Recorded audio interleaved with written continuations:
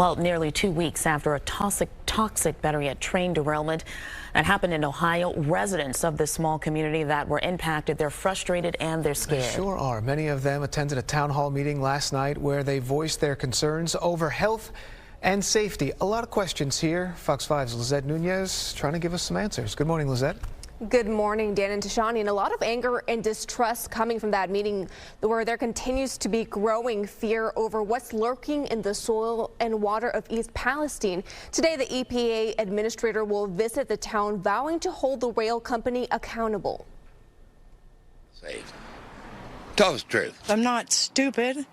None of us are. Don't play us. Those who live in East Palestine, Ohio, say they don't trust that it's safe to come home and that health risks are over. It's been almost 2 weeks since their town was impacted by a Norfolk Southern train derailment of 50 train cars. On board were toxic and potentially carcinogenic chemicals that spilled or were burned off. Oh, absolutely. I will not live in this town. I will be moving.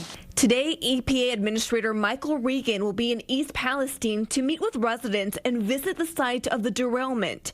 The EPA has been removing contaminated debris, soil, and water and testing the area.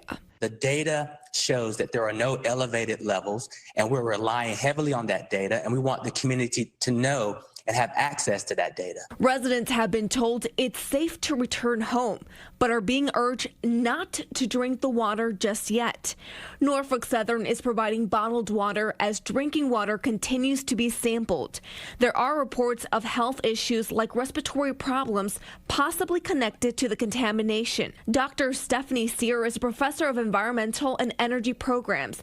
She says ingesting or being exposed to some of the chemicals that were identified could pose a health risk. Anytime you have chlorines, they're very, reactive, right?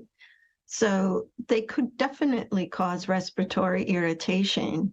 And that's where people, getting follow-up healthcare, monitoring their own health, I think would be warranted. And as the cleanup continues, there are still many questions over how this accident happened and if corners were cut to keep the trains running. Now, that will all be part of the investigation. Dan? Lizette, thank you very much. A lot to go there.